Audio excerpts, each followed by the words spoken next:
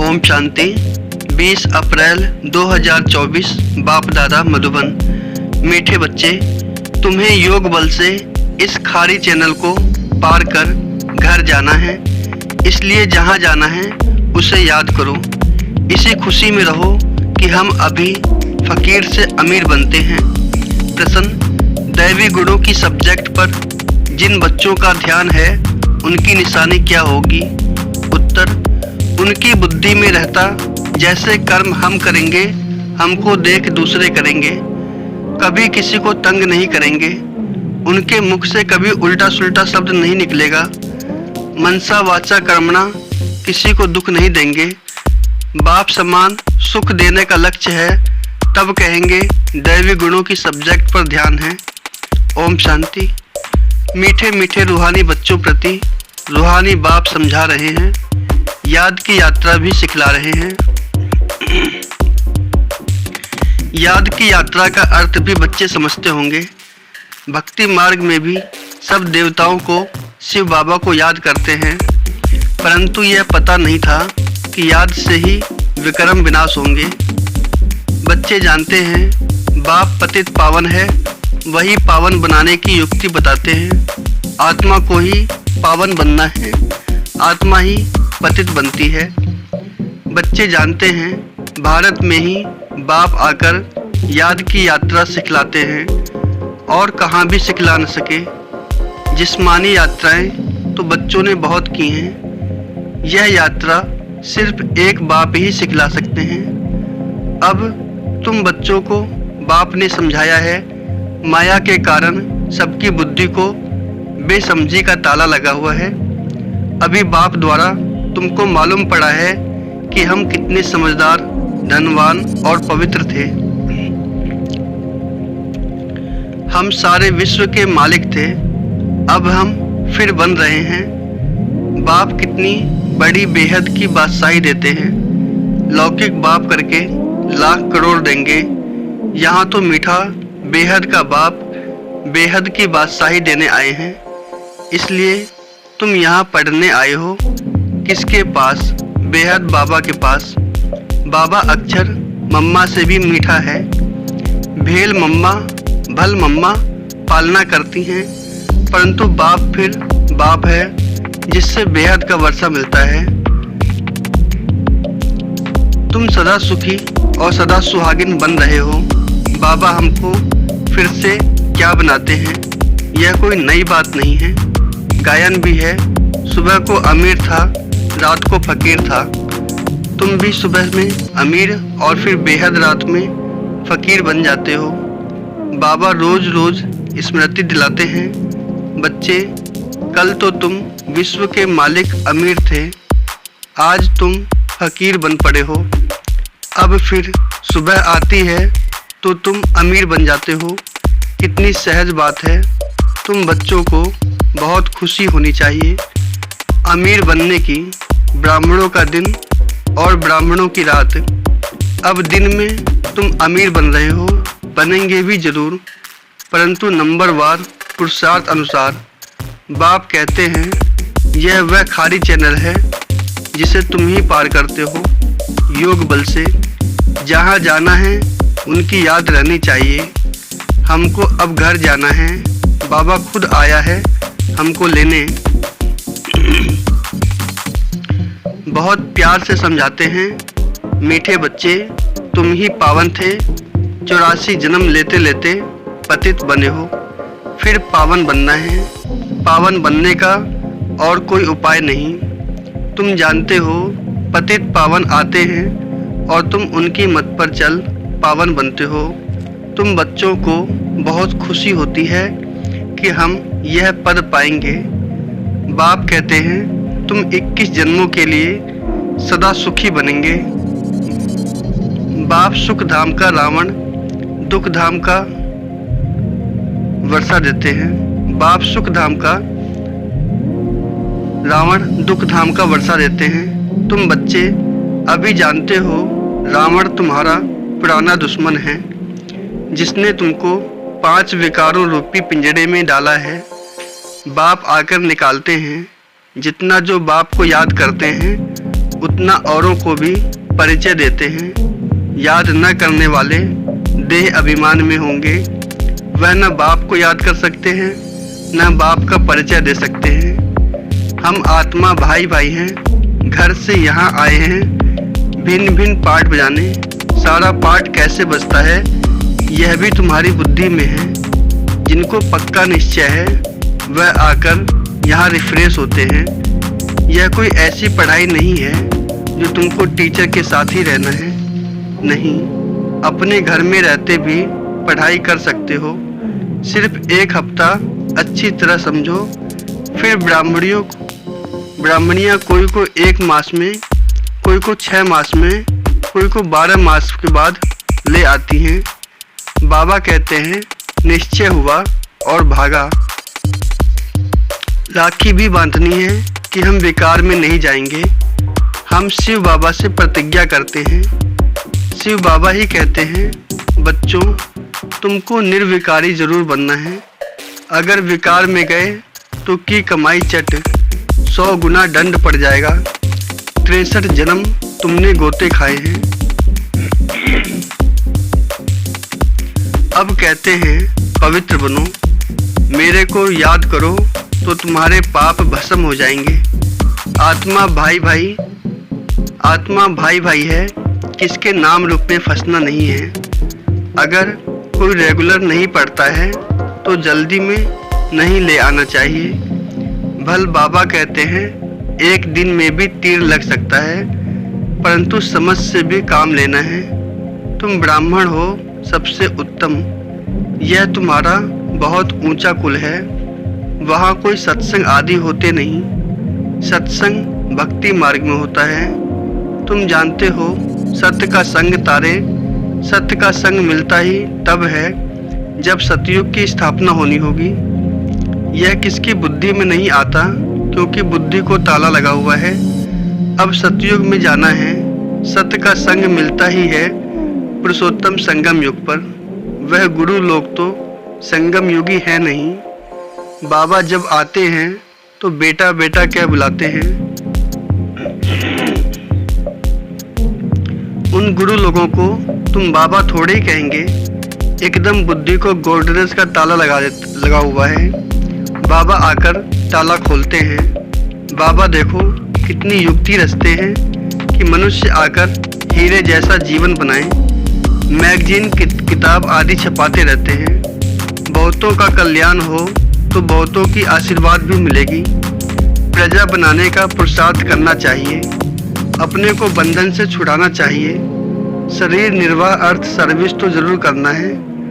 ईश्वरीय सर्विस होती है सिर्फ सुबह और शाम को। उस समय सबको फुर्सत है। जिसके साथ तुम लौकिक सर्विस करते हो उनको भी परिचय देते रहो कि तुमको 2 बाप हैं। लौकिक बाप सबका अलग अलग है, पारलौकिक बाप सबका एक है, वह सुप्रीम है। बाबा कहते हैं मेरा भी पार्ट है। अब तुम बच्चे मेरा परिचय जान गए हो। आत्मा को भी तुम जान गए हो। आत्मा के लिए कहते हैं भ्रुकुटी के बीच चमकता है अजब सितारा। वह अकाल तखत भी है। आत्मा को कभी काल नहीं खाता। वह सिर्फ मैली और साफ होती है। आत्मा का तखत शोभता भी भ्रुकुटी के बीच है। तिलक की निशानी भी यहाँ देते हैं। बाप कहते हैं तुम अपने को आप ही राज तिलक देने के लायक बनाओ। ऐसे नहीं कि मैं सबको राज तिलक दूंगा, तुम अपने को दिलाओ। बाबा जानते हैं कौन बहुत सर्विस करते हैं। मैगजीन में भी लिखत बहुत अच्छी आती है। साथ साथ योग की मेहनत भी करनी है जिससे विक्रम विनाश हो।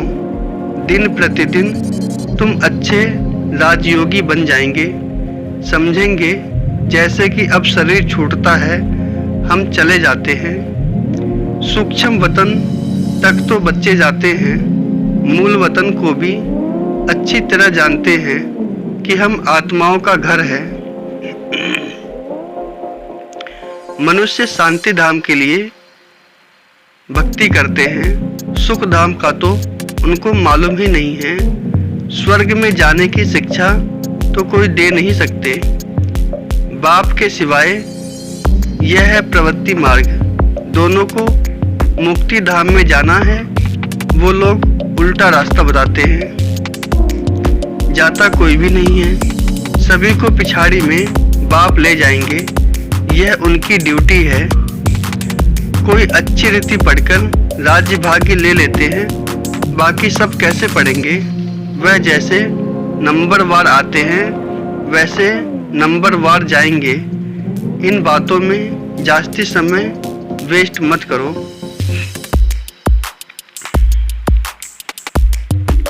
कहते हो बाबा को याद करने की भी फुर्सत नहीं मिलती है, फिर इसमें समय क्यों वेस्ट करते हो? यह तो निश्चय है कि बेहद का बाप टीचर गुरु भी है, फिर दूसरे कोई को याद करने की क्या जरूरत है? फिर दूसरे कोई को याद करने की जरूरत ही नहीं है। तुम जानते हो कल्प पहले भी श्रीमत पर चलकर पावन बने थे। घड़ी घड़ी चक्र फिराते रहो। तुम्हारा नाम है स्वदर्शन चक्रधारी। नार रहेट का मिसाल है। ज्ञान सागर से तुम्हें भरने में देरी नहीं लगती, खाली होने में देरी लगती है। तुम हो मीठे सिकी लदे बच्चे, क्योंकि कल्प के बाद आकर मिले हो। यह पक्का निश्चय चाहिए, हम 84 जन्मों के बाद फिर से आकर बाप से मिले हैं। बाप कहते हैं जिसने पहले भक्ति की है वही पहले ज्ञान लेने के लायक भी बने हैं। क्योंकि भक्ति का फल चाहिए तो सदैव अपने फल अथवा वर्षे को याद करते रहो। फल अक्षर भक्ति मार्ग का है, वर्षा ठीक है। बेहद बाप को याद करने से वर्षा मिलता है और कोई उपाय नहीं है। भारत का प्राचीन योग मशहूर है, वह समझते हैं हम भारत का प्राचीन योग सीखते हैं। बाबा समझाते हैं वह ड्रामा अनुसार हठ योगी बन जाते हैं। राजयोग अब तुम सीखते हो क्योंकि अब संगम युग है। उन्हों का धर्म अलग है। वास्तव में उनको गुरु करना नहीं चाहिए, परंतु यह भी ड्रामा अनुसार फिर भी करेंगे जरूर। तुम बच्चों को अब राइटियस बनना है, रिलीजन में ही ताकत है। तुमको जो मैं देवी देवता बनाता हूँ, यह धर्म बहुत सुख देने वाला है। मेरी ताकत भी उनको मिलती है जो मेरे से योग लगाते हैं। तो बाप जो खुद धर्म स्थापन करते हैं उनमें बहुत ताकत है। तुम सारे विश्व के मालिक बन जाते हो। बाप इस धर्म की महिमा करते हैं कि इसमें बहुत माइट है। ऑलमाइटी बाबा से माइट बहुतों को मिलती है। वास्तव में माइट सबको मिलती है, परंतु नंबरवार। तुमको जितनी माइट चाहिए उतनी बाबा से लो। फिर दैवी गुण की सब्जेक्ट भी चाहिए। किसको तंग नहीं करना, दुख नहीं देना। यह कभी किसको उल्टा सुल्टा शब्द नहीं कहते। जानते हैं जैसा कर्म मैं करूँगा मुझे देख और भी करेंगे। आसुरी गुणों से दैवी गुणों में आना है। देखना है हम किसको दुख तो नहीं देते हैं। ऐसा कोई नहीं है जो किसको दुख नहीं देता हो। कुछ न कुछ भूलें होती जरूर हैं। वह आस्था तो अंत में ही आएगी जो मनसा वाचा कर्मणा किसको दुख न देवे। इस समय हम पुरुषार्थी अवस्था में हैं। हर बात नंबरवार पुरुषार्थ अनुसार होती है। सभी पुरुषार्थ सुख के लिए ही करते हैं, परंतु बाप बिगर कोई सुख दे न सके। देखा जाता है सोमनाथ के मंदिर में कितने हीरे जवाहर थे, वह सब कहाँ से आए, कैसे साहूकार बने। सारा दिन इस पढ़ाई के चिंतन में रहना चाहिए। गृहस्थ व्यवहार में रह कमल फूल समान पवित्र बनना है। तुमने यह पुरुषार्थ किया है तब तो माला बनी है। कलप कलप बनती रहती है। माला किसका यादगार है यह भी तुम जानते हो। वह तो माला का सिमरन कर बहुत मस्त हो जाते हैं। भक्ति में क्या होता है और ज्ञान में क्या होता है यह भी तुम ही जानते हो। तुम किसको भी समझा सकते हो। पुरुषार्थ करते करते आखिरीन पिछाड़ी की रिजल्ट कलब पहले मुआफिक निकल आएगी। हर एक अपनी जांच करते रहें। तुम समझते हो हमको यह बनना है। पुरुषार्थ की मार्जिन मिली है। नंबर वार पुरुषार्थ अनुसार बाप भी तुम्हारा स्वागत करते हैं। तुम बच्चे जो स्वागत करते हो उनसे जास्ती बाप तुम्हारा स्वागत करते हैं। बाप का धंधा ही है तुम्हारा स्वागत करना। स्वागत माना सदगति, यह सबसे ऊंचा स्वागत है। तुम सबका स्वागत करने बाप आते हैं। अच्छा, मीठे मीठे सिखी लदे बच्चों प्रति माता पिता बाप दादा का याद प्यार और गुड मॉर्निंग। रूहानी बाप की रूहानी बच्चों को नमस्ते।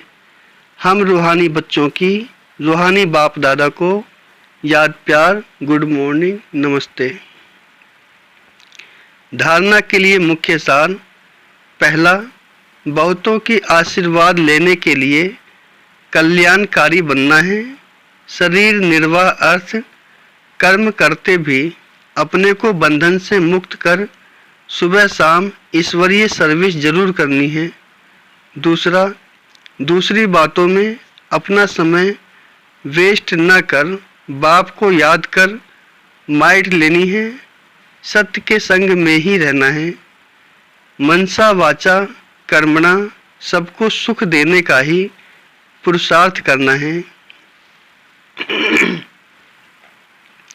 आज का वरदान।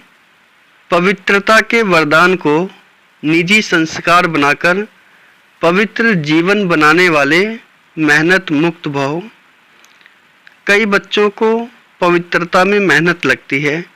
इससे सिद्ध है वरदाता बाप से जन्म का वरदान नहीं लिया है। वरदान में मेहनत नहीं होती।